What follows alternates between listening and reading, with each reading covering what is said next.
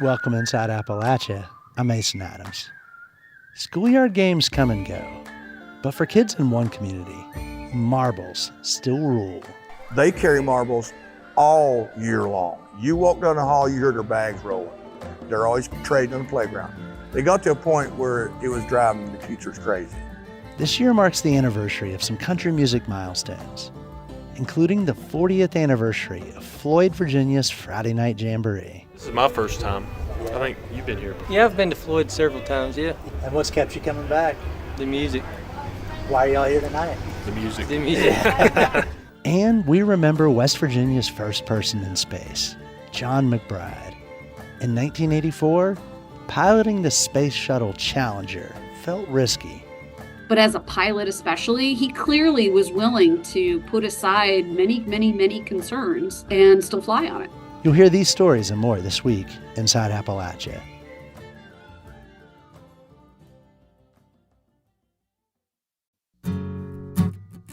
Welcome inside Appalachia. I'm Mason Adams. Hang out with kids for very long at all, and you realize some playground games never go out of style. Hide and seek, tag, and duck, duck, goose. Kids today still play those classics. And every spring, the students of one elementary school in Boone County, West Virginia, still get excited for a game that's more than 100 years old. Folkways reporter Zach Harold has the story. A line of third graders file into the gymnasium at Ashford-Rumble Elementary School and onto the wooden bleachers. Nearly every kid has a box or plastic bag in their lap, filled to busting with marbles. All right, heads up, listen. For a couple weeks each March, phys ed teacher Jerry Halstead puts away the jump ropes and basketballs. And for the next 10 class periods, his students are consumed with marble madness. It's a tradition that Jerry... That feels weird, I'm sorry. Ashford-Rumble was my elementary school, and he was my PE teacher, so let me try that again. It's a tradition that Mr. Halstead started in his very first year of teaching at this same little school. The first year, being a young PE teacher, we don't have nothing to go by. We have to make our own units, what we need. Well, I always wanted to introduce old school, recess, 1930 type deal. He wanted to teach old school playground games like hopscotch, jacks, and marbles. The thing is, he didn't know how to play marbles. And this being the late 80s, there were no YouTube videos to show him how. So he turned to his uncle, Ray Riggs. Everybody knew my Uncle Ray was the man of marbles, and he told me how to play. Mr. Halstead took what he learned from Uncle Ray and introduced it to his students. It was an immediate hit. Jacks, I did jacks, and they didn't bite on that. Didn't bite on hopscotch either, but they bit on the marbles. Me and my friends were obsessed with marbles, to the point that we would play it outside of PE class, at recess, and at home. Now, as with most games of skills, I generally got my butt handed to me, but that didn't matter. There was nothing more exciting than throwing my marbles in the ring and playing for keeps. Now, after I left Ashford-Rumble Elementary, Mr. Halstead did too. He taught at a few different schools over the years, and everywhere he went, he took the marble unit with him. And everywhere he introduced this game, the students fell in love. After about 15 years, he returned to where it all started. And what he found were kids more passionate about marbles than any he'd ever encountered. They carry marbles all year long. You walk down the hall, you hear their bags rolling. They're always trading on the playground. They got to a point where it was driving the teachers crazy. Now, these kids enjoy playing, but it's the marbles themselves that they're really crazy about. Luke Holston showed me a metallic marble bigger than a ping pong ball. It was something called a Rainbow Bennington leg breaker. I gave my cousin a normal toe breaker made out of real stone for it. It's the only one in school, and it's not average for the size that they usually make them in. Parker Cooper's favorite is a black marble with white swirls. There's 4 of these at the school, a Milky Way half pint. Aspen Thompson showed me an orange and white marble that reminded me of a creamsicle. This is a antique swirly. She also had a green one with specks. This is an iguana half pint. And an orange one with stripes. And a Bengal tiger. Now, I don't remember any Bengals or iguanas or rainbow Bennington leg breakers in my marble rings. We mostly had swirlies and cat eyes. But of course, we didn't have Amazon. Many of the marbles Mr. Halstead's students now covet are imported. There's only one factory in the United States still churning out marbles, and they're the old school kind I remember. And it just happens to be a few hours away on the banks of the Ohio River in Paden City, West Virginia. This is Marble King, the last remaining manufacturer of marbles in the country. Workers shovel shards of glass into buckets and then dump them into the factory's giant oven. The molten glass comes out the front, riding on a corkscrew gear that shapes the red-hot orbs into perfect spheres. When it's fully up and running, this machine spits out 1 million marbles a day. So those marbles are approximately 2,100 degrees Fahrenheit. That's Barry Fox. She's the president and CEO of Marble King. If we would put a piece of paper in one of those buckets, it would actually ignite it. So it takes 24 hours for these marbles to be cool enough to touch, to grade, and to go through. Once the marbles are cool enough to be handled, employees hand check each and every one. Turns out there's no replacement for the human eye when it comes to detecting defects. Precision is important because most of the marbles Marble King produces are now used in industrial or architectural projects. Marbles can be found in everything from washing machines and dishwashers to NASA air balloons and spray paint cans. Architects work them into fountains and murals. But the company hasn't forgotten its playground roots. Marble King still makes plenty of marbles used exclusively for fun. The on-site gift shop features playing mats and racing tracks and other marble-powered toys. Kids can pick up a shooter marble emblazoned with the company logo or fill a leather pouch with a rainbow of cat's eye marbles, a style of marble that Barry's dad, Roger Howdyshell, pioneered. My dad actually formulated a process where the cat's eye is actually a true eye. When you look in ours, you'll actually see 4 different veins of glass in the interior portion. Barry's dad started working at Marble King fresh out of college. He worked his way up through the ranks and eventually, in 1983, at the age of 60, bought the business. But just 8 years later, her dad died, leaving her mom, Jean, to take over. Up until then, Jean had been a full-time homemaker. Running Marble King would be her first paying job. With the support of her kids and the company's longtime employees, she was able to keep the factory afloat and eventually turn it over to her daughter. Marble King will celebrate its 75th birthday later this year. To mark the occasion, they asked their employees to come up with a special edition marble to honor Barry's dad. The result is a beautiful peacock blue marble featuring the cat's eye design he invented. Turned out beautifully, the ones that we've made so far, and they're totally awesome. And the guys love it. They love it. They love that part of this job. We're making the different cat's eyes, trying to make unique swirls, trying to do unique things with this glass. Be a glass artist. Do what you want. Here's the stuff. Let's see what you can make. Just as Marble King faces competition from overseas competitors, the game of marbles faces tons of competition for kids' attention spans. But Barry says the game still holds an appeal. A lot of times today, as opposed to it just being an in-school activity and everybody played in the playground, it's a marbles club. It's a group. It's a boys club, a girls club. They learn to play marbles. They learn to, how to play the game itself. And they learn good sportsmanship. Hey, what's the marbles on bowling today? Anybody win any marbles in bowling? Huh?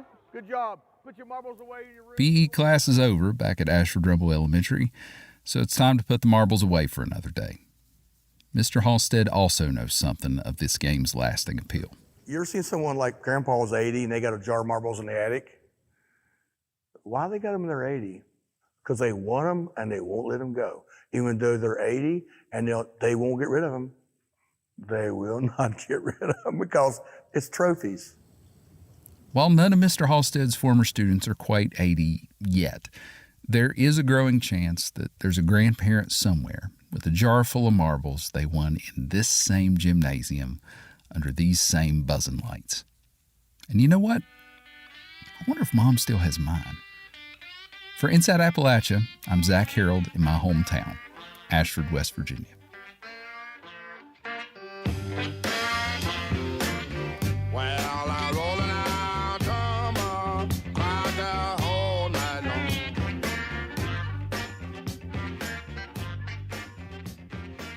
That story is part of our Folkways reporting project, which covers arts and culture in our region.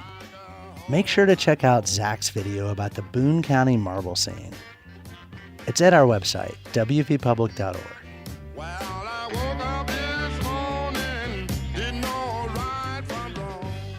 Catching up with vaccines at the start of the school year is routine for a lot of families.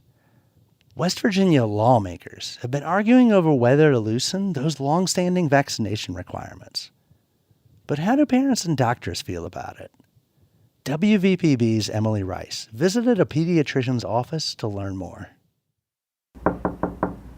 Hey guys, Megan, I'm one of the nurses. This is what it sounds like in just about every pediatrician's office right now across the state of West Virginia. Now we're going to grab your temperature. Are you ready?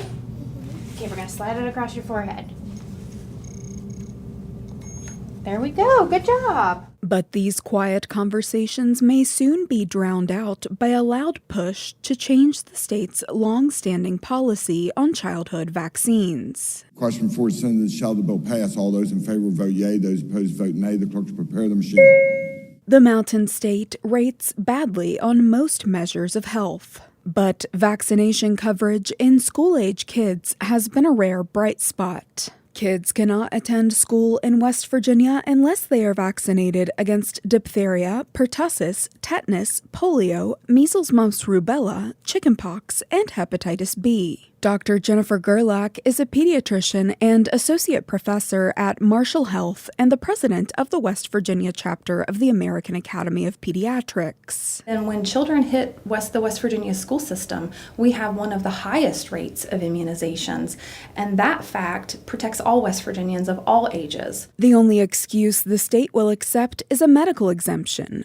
a rare case where a family must obtain a doctor's letter and approval from the state's immunization officer proving that their child has an allergy to an ingredient in a vaccine or is taking medication that weakens their immune system. But that strict policy, a bragging right for some, is for others a constraint of parental choice. I think that someone has the ability to choose any kind of medical procedure, medication, anything that will affect their health. That's Chanda Adkins, a pharmacist, former state delegate, and member of West Virginians for Health Freedom, an organization that wants to make it easier for parents to opt out of the required shots. They have the freedom to choose to get the information and to make an informed choice decision about that. At a coffee shop in Beckley, West Virginia, she says no shots should be required. And she says physicians are far too dismissive of parents' concerns. I'm a residency-trained pharmacist. I'm educated. How dare you talk about these people this way? Or just because they may not have medical degrees, but they know their children better than you do. Based on concerns like this, state lawmakers passed a bill that would have loosened West Virginia's school entry vaccine requirements for virtual public school students and private school students. The bill was vetoed by Governor Jim Justice, who said he was convinced by an outpouring of opposition to the bill from the state's medical community. Dr. Lisa Costello is a pediatric hospitalist at West Virginia University Medicine's Children's Hospital and one of the physicians who advocated to keep the current requirements in place. That bill is an example of giving people the opportunity to loosen or weaken our immunization policy, opens up the door for preventable, debilitating diseases to come back in. Unlike surrounding states, West Virginia has not had an outbreak of a vaccine-preventable disease in decades. But in April this year, the state did see its first case of measles since 2009, when an under-vaccinated individual in Morgantown came back from an overseas trip. More than 150 people were exposed, but none of them got sick. State health experts said that only West Virginia's herd immunity, the fact that so many people are vaccinated, kept it from becoming an outbreak. That's why experts like Gerlach say vaccination shouldn't be strictly an individual choice. As a pediatrician, I really want this to be a running conversation with my patients and their parents. If they are worried or concerned, I want to talk about it and I want to keep talking about it. Brooke Sargent is here vaccinating her 1-year-old, but has family members who are hesitant to vaccinate and whose doctors listened and adjusted. And they've kind of just delayed them a little bit, and they've been respectful kind of how they felt about that. When asked if she thinks the push to weaken school entry vaccination policies in West Virginia is coming from parents or politics, both Sargent and her child responded.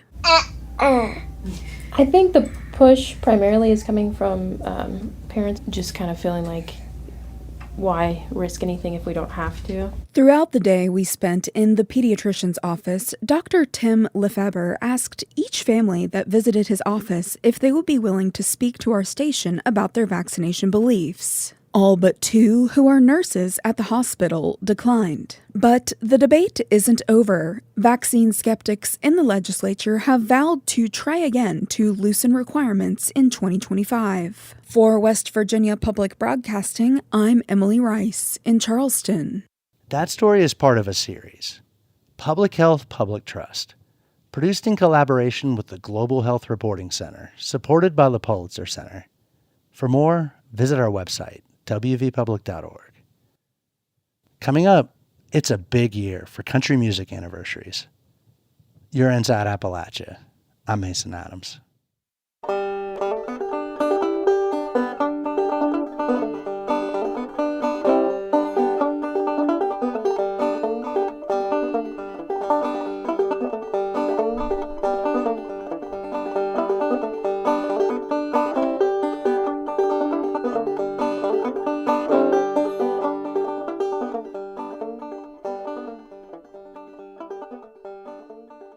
Support for Inside Appalachia is provided by Concord University, offering 31 bachelor-level degrees and 6 master-level degrees for students of any age. More information at concord.edu.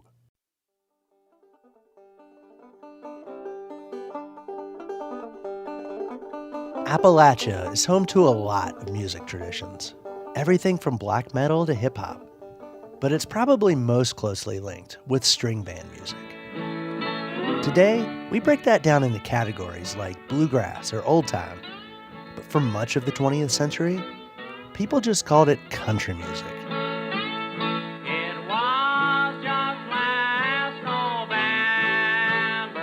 An event known as the Big Bang of country music took place right here in Appalachia, in Bristol, a city that sits on the Virginia-Tennessee state line.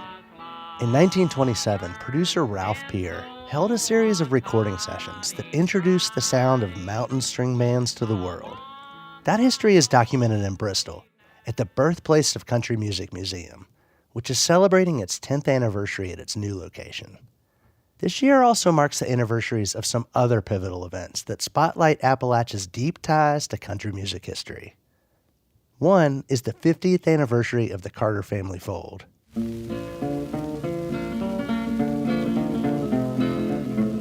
The Carter family was country music's first vocal group to become stars. The group was made up of Sarah Carter, her husband A.P. Carter, and her sister-in-law and cousin, Mother Maybelle Carter. The Carters recorded songs like this one, Wildwood Flower. Oh, I'll twine with my mangles and waving black hair, where the rose is so red and the lily so fair.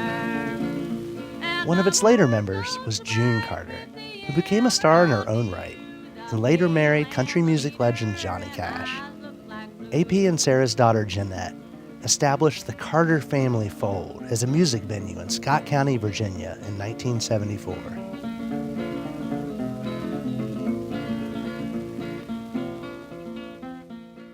Ralph Stanley and his brother Carter grew up in southwestern Virginia too. The Stanleys were some of the first stars of bluegrass. Carter passed away in 1966, but Ralph Stanley continued on. He appeared on the Oh Brother, Where Art Thou soundtrack in 2000 that renewed interest in the music. My latest sun is sinking fast. My race is nearly run. Stanley passed away in 2016. The Ralph Stanley Museum commemorates his life in music. This year marks his 20th anniversary. Has begun. Oh, come, angel. Both the Ralph Stanley Museum and the Carter Family Fold are on the Crooked Road, Virginia's heritage music trail, which also celebrates its 20th anniversary this year. The Crooked Road is a tourism initiative that links together a slew of country music-related sites in Virginia. Another place on the Crooked Road is the Floyd Country Store. The store hosts the weekly Friday Night Jamboree, which is celebrating its own anniversary in 2024. The Jamboree is 40 years old. Now, as a Floyd resident, I've been to the Jamboree dozens of times, including for this 2022 Folkway story. If you haven't been to Floyd, it's a tiny little place, home to about 500 year-round residents. Except on Friday nights. The town's population doubles, triples, or more from people traveling up the steep slopes of the Blue Ridge to come to Floyd's Friday Night Jamboree. Every week, you find people from all walks of life, different places, different politics, different ages, coming together at the Floyd Country Store to sing, dance, play music, listen to it, and just take everything in. In the summer, music spills from the main stage and dance floor in the Floyd Country Store out onto the sidewalk. And that's where I first saw Chad Ritchie and Robbie Harmon. I'm going to Western Country now, oh Susanna. I'm going to Western Country now, oh Susanna girl. Chad's on the fiddle, and Robbie's playing banjo. They traveled up 2 hours from Wilkesboro, North Carolina. This is my first time. I think you've been here before. Yeah, I've been to Floyd several times, yeah. And what's kept you coming back? The music. Why are y'all here tonight? The music. The music. Well, just coming up here, it's like, wow, it's like everything revolves around the music. It seems like where we're from, music kind of, you fit it in with your life. Around here, music is life. The main event each Friday is the Jamboree that takes place inside the Floyd Country Store. But there's a whole scene. Here's David Easterly, one of the greeters inside the Jamboree. We have the gospel band 6:30 to 7:30, dance band 7:30 to 10. Come in here, go outside, people dance in here, dance outside. Inside or outside, you find all kinds of folks. Locals, like Curtis Newell, who lives nearby and has a reserved seat. We got a lot of friends here. It's been coming for 20 or 30 years. And, you come every week, basically a lot, to see them. Or Tracy Elliott, who began driving 226 miles here with her husband, weekly, after they found out about it on the internet. We had never heard this type of music. We had never danced a day in our life, and now we dance every week. Or a music school graduate from South Carolina, who along with her husband traveled up on a church friend's recommendation. I'm just here to take it all in. This isn't really the genre that I'm most familiar with. I do opera professionally, so it's a bit of a change, but I'm really excited, especially for the gospel set. Get in line, brother, if you want to go home. Now, Floyd County is a politically red county. Republicans pretty reliably win about 2/3 of the vote each year. But at the Jamboree, you find people of all political persuasions, dancing, singing, and playing music together. Kirsten Griffiths says that's one thing she likes about the Jamboree. It's diversity of all kinds. It is funny because, some of us have some agreements. We kind of can pleasantly tease each other politically because we are going to be on complete and utter opposite ends of the spectrum, but we will dance together most of the time. I heard from people time and again about how friendly the dance floor is. Like Maggie from down the mountain in Franklin County. It doesn't matter if you know somebody's name or not. Everybody is really encouraging, and it's the kind of place where when you come and you want to try something new, you don't really feel that shy to do it. If you're dancing, you're doing better than anyone who's not. Floyd local and Jamboree regular Roger Dickerson still remembers the first time he went up on the dance floor. I've always loved bluegrass, but I didn't know how to dance. And I come up here one Friday night, and a girl from Bassett come up here and jerked me out of the seat, and she said, "You're going to learn how to dance." And I said, "If you let go of my hand, I'm running back to my seat." It scared me to death because I'm all feet. And she showed me how to flat foot, and I've been doing it ever since. And I tell people all the time, I said, "Do you come to dance?" And they said, "No, we're just curious. We want to hear the music." I said, "The music is good, but I said, when you get out on that floor, it's another world." One of the first music circles that got going outside was made up of kids. They're just learning how to play fiddles, banjos, and guitars at the country store's handmade music school. College student Sophie Meckel, who's been teaching the youth class, leads them through a rendition of Short and Bread.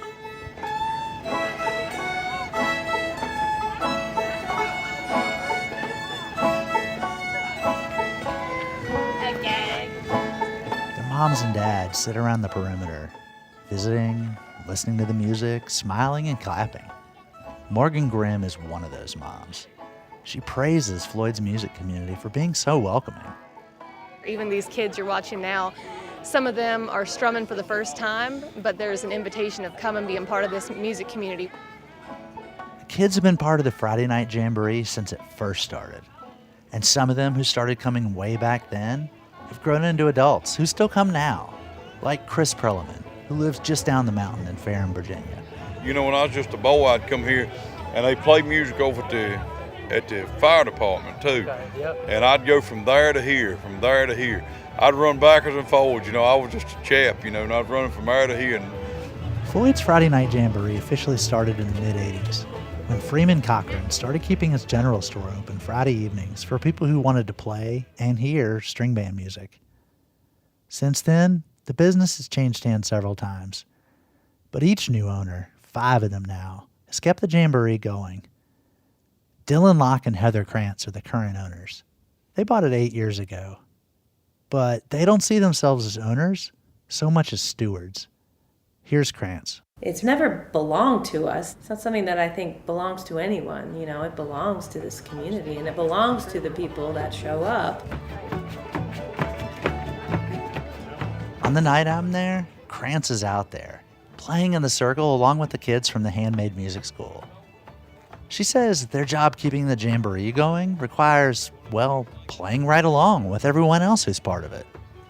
You have to listen, or else it doesn't work, right? And same with playing music. If you're playing in a jam or something, like, you have to be listening to the other people around you. Krantz and Locke are doing more besides just keeping the Jamboree going each Friday. They've grown their music schedule to include events on Thursdays, Saturdays, and Sundays, too. Sometimes they'll host a big national act at the store. Bela Fleck, Killian Welch, and Floyd's own Morgan Wade have all played here. They're also honoring the past with a bluegrass distribution business and an attempt to document the region's musical history through a program called Music in the Mountains. And the Handmade Music School is paying it forward and building the next generation of musicians. All that contributes to the Friday Night Jamboree. It takes work and intention to build community. And when it's done right, it can attract people from around the world. Well, we're Chris and Fiona. Last year we set out from Europe to come across the Atlantic on a sailing boat and spent the winter in the Caribbean, and then came up to Chesapeake about 2 months ago.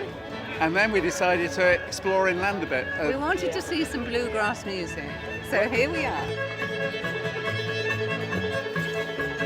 If you came from an awfully long, we know we got North Carolina, we got Arkansas, so we already know some folks traveled a good long way to be here with us. At intermission during the Jamboree, Dylan Locke always comes out and does a raffle and awards a Floyd Country Store baseball cap to whoever came from farthest away.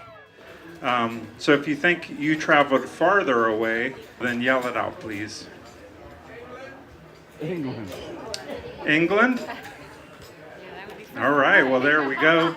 That's farther away than Arkansas, Amanda.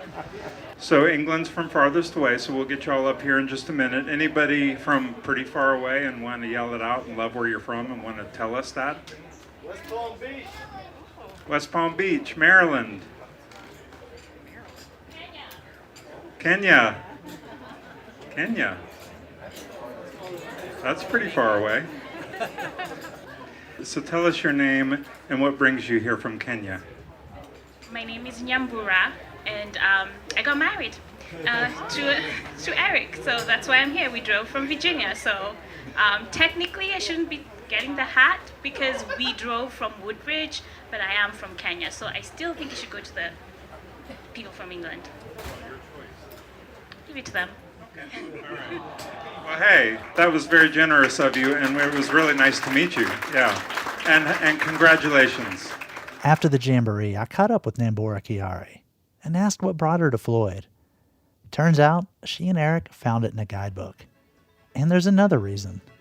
Growing up in Kenya, we listened to a lot of country music, but the old school country music like Don Williams and Dolly Parton, and the country music that I listened to growing up sounds so much like bluegrass music. So when I listen to bluegrass music, it reminds me of home. And that's the true magic of the Friday Night Jamboree. It doesn't matter if you're from Floyd or from England or from Kenya, if you're a Democrat or Republican, if you're 2 or 92. It just feels like home.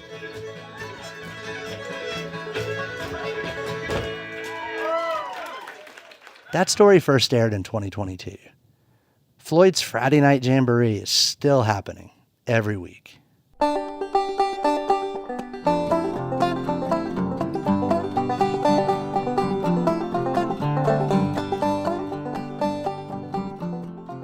Much of central Appalachia has been under drought conditions the entire summer.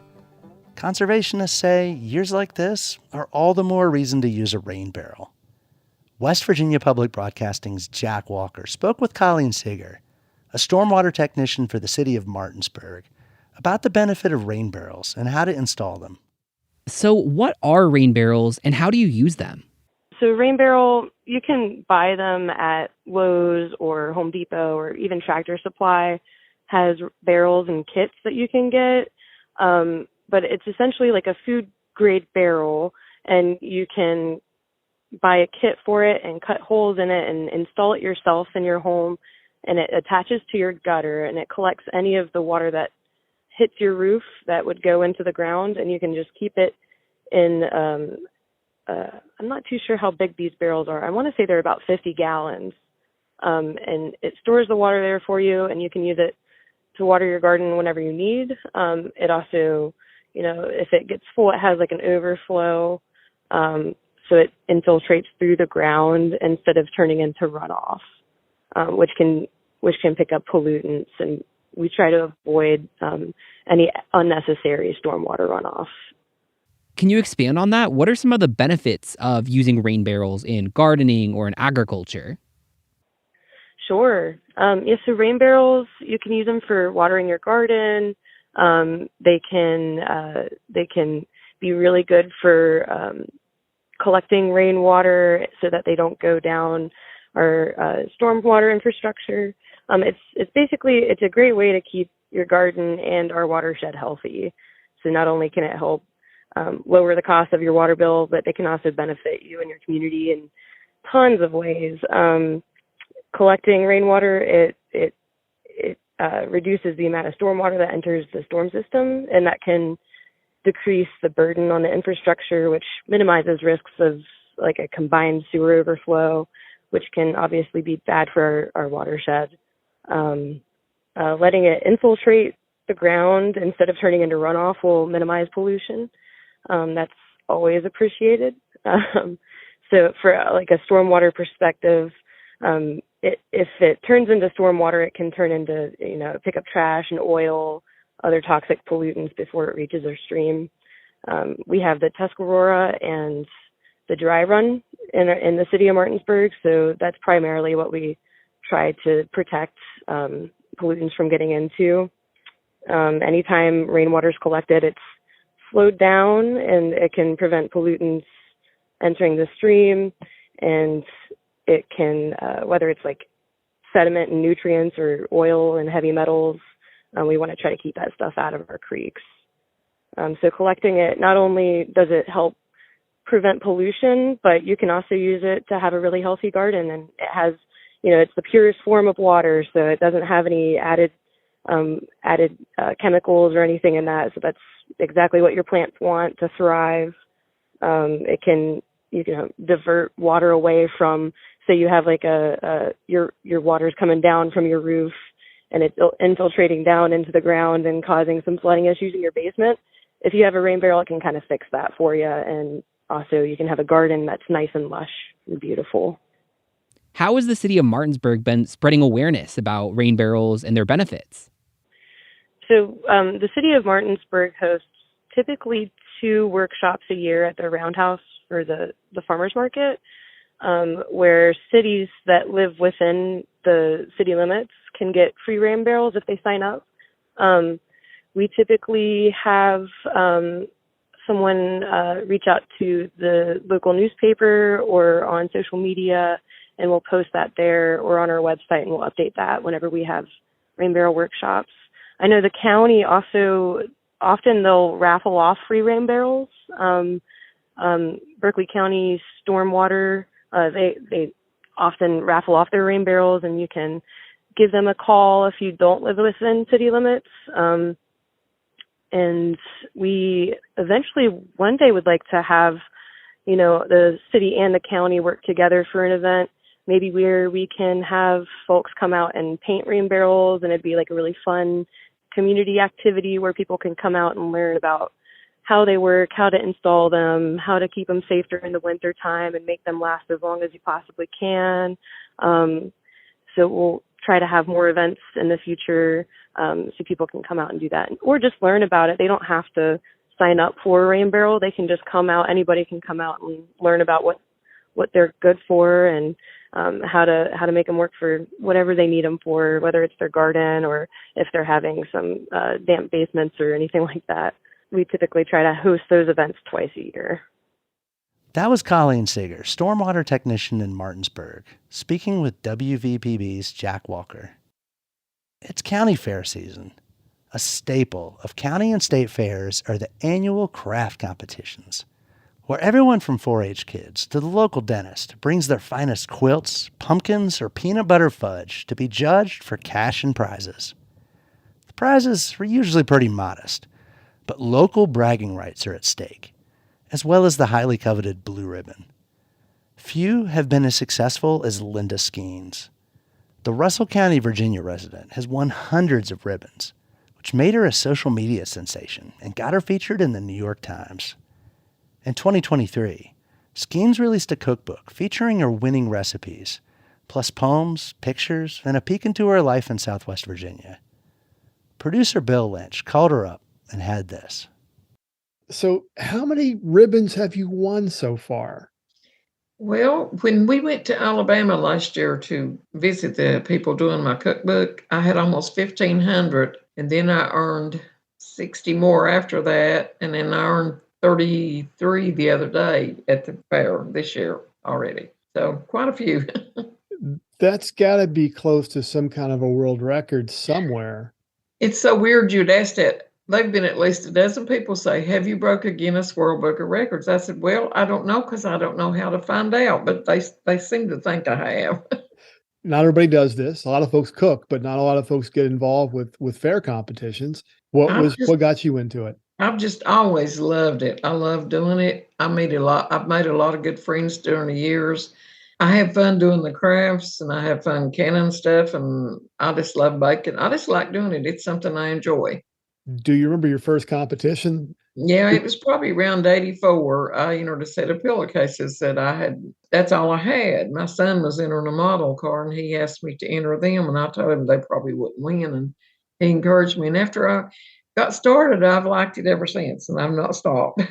How do you save your recipes? Do you keep them in a box? You have a book? I've got 2 little shoe boxes, plastic shoe boxes full of my very favorite. Then I've got one box that's probably got 1,000 or more in it, old ones. And then I collect cookbooks. I've got several cookbooks that I cooked from, like my country and western cookbook I ordered 20 years ago. It's got cowboy recipes. I did James Arness's Gunsmoke Chili on a video in my home. It's one of my favorites. And then I have a Betty Crocker one that's like duct taped together. I have all kinds of cookbooks. I love cooking out of them. Do you have a favorite recipe in your cookbook? Yeah, my Mexican cornbread. That's always my favorite. I love that stuff. I could eat it by itself. Seeing as you're someone who has been in, I can't even fathom the number of competitions, walk me through one. I do my crafts and I pick them out in the fall, what I'm going to make for next year, and I work on them in the winter when it's cold. Then I can stuff in the spring and the summer. I pick out what I want to put in there. And bake stuff, about 2 weeks before the fair, I make me a list of what I'm going to put in there, what I need, go buy it, and I cook like crazy for 2 or 3 days. And I'm very organized. I have a list of what I want to do. And a lady asked me once on an interview, she said, how many trial runs do you make for your fudge? And I said, what do you mean? And she said, do you do like chefs? Do you make 4 or 5 till you get it perfect? I said, no, ma'am, food costs too much. I said, I make one batch.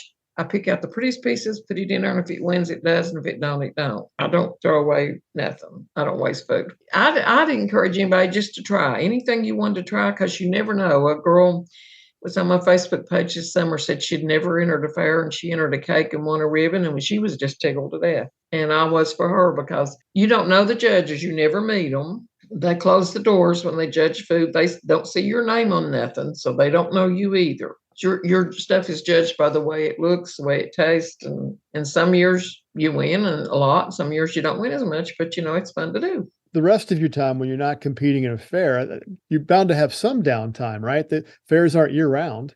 Well, I have 6 grandbabies, 2 great grandbabies. I have a husband of almost 59 years. I have Kathy, my daughter, and we've got a 69 Plymouth Roadrunner. We go to car shows on Saturday with our friends. And we like to play cards on Saturday night with our best friends, spades. And yes, I like to win. I try to win. They're pretty good, though.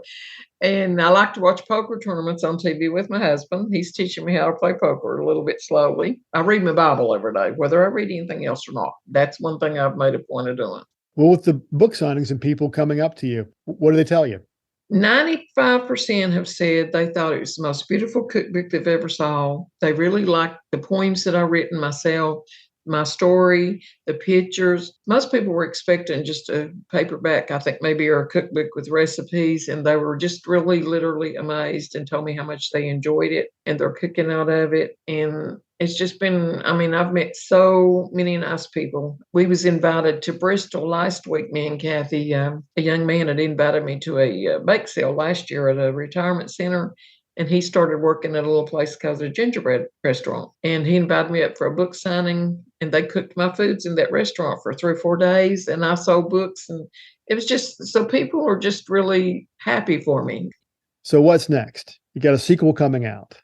I don't know yet. We're just going to finish this one up first, because I'm doing a lot of interviews right now. I'm doing got my picture in 2 or 3 newspapers down here. And I've traveled quite a bit, probably going to be traveling for some more book signings and just getting stuff like that done. I don't know. They might be one. I'm not sure. Linda, it's been a pleasure talking with you. That was County Fair champion Linda Skeens speaking with Bill Lynch. Her cookbook is Blue Ribbon Kitchen.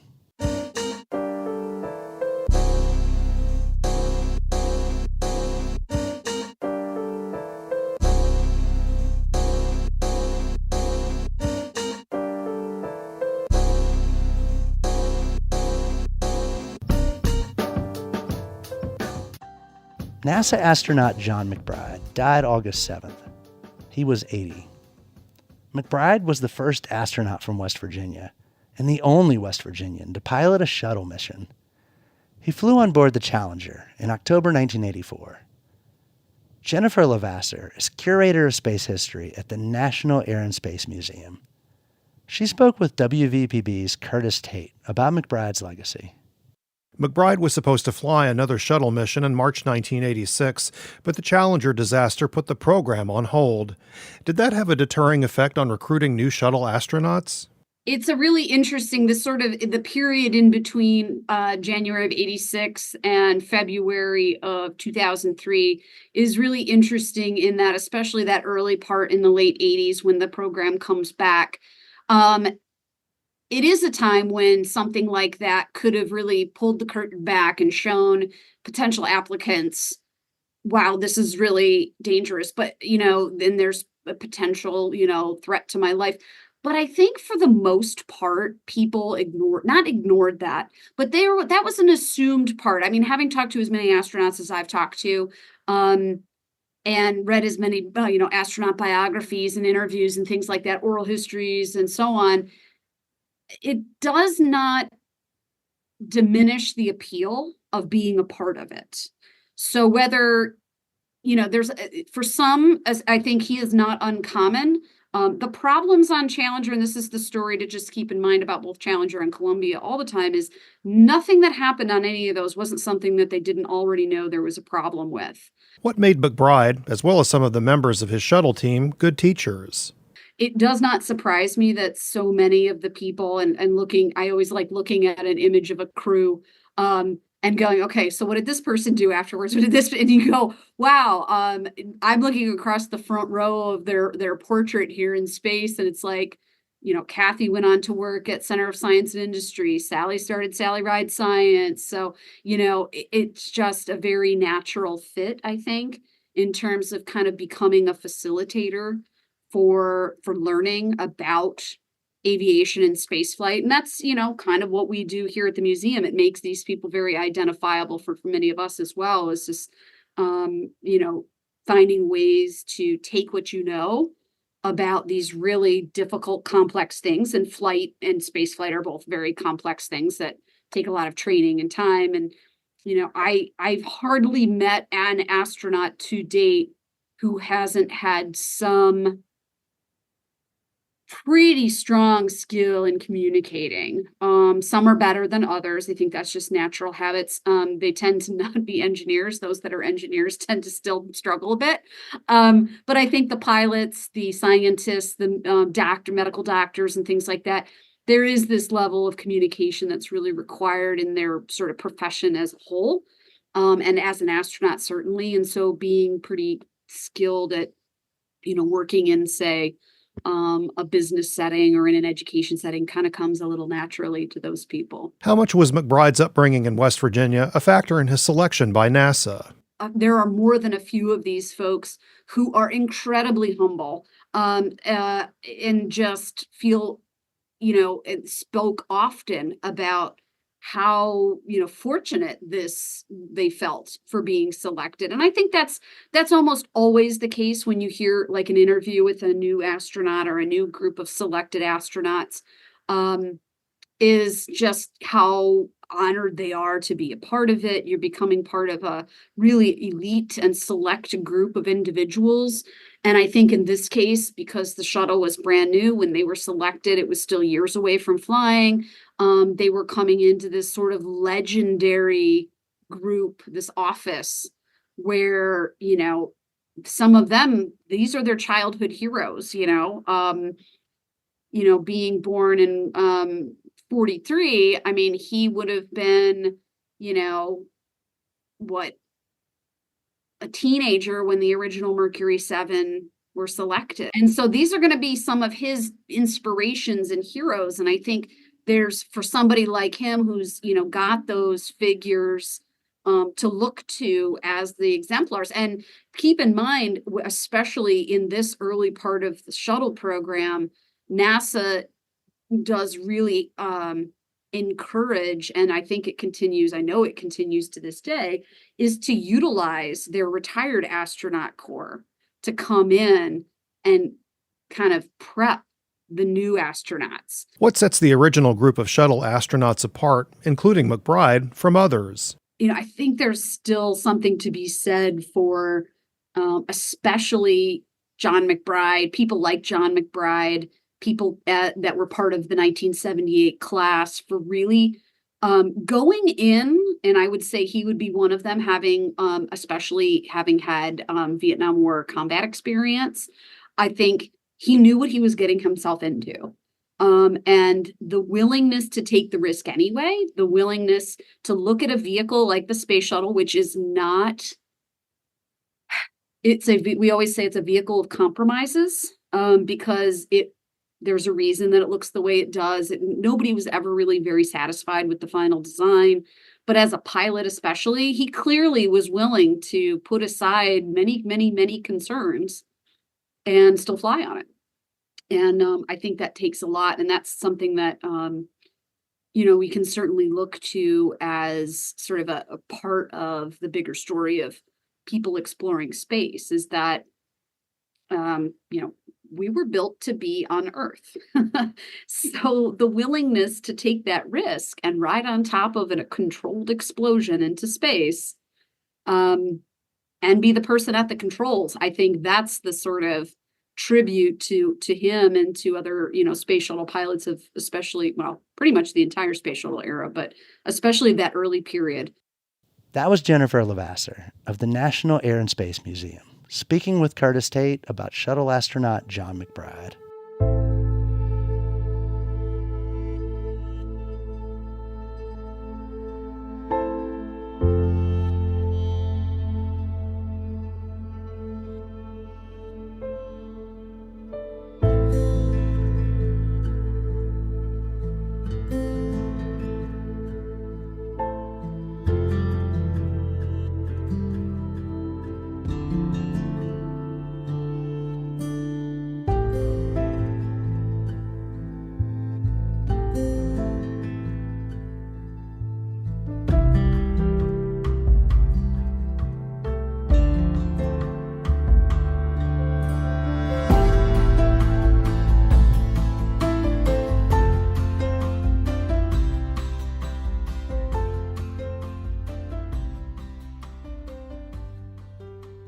Till next time, thanks for joining us as we journey throughout Appalachia.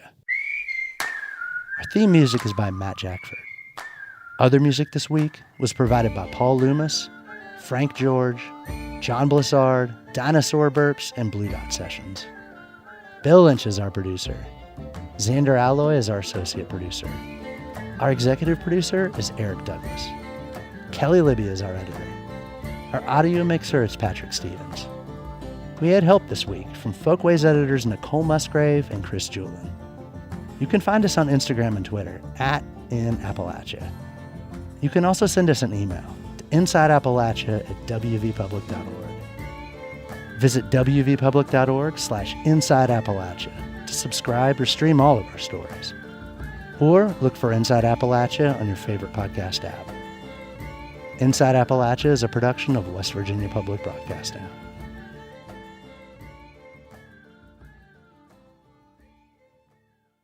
Support for Inside Appalachia is provided by Concord University, focusing on students' futures. Classes available at concord.edu/apply.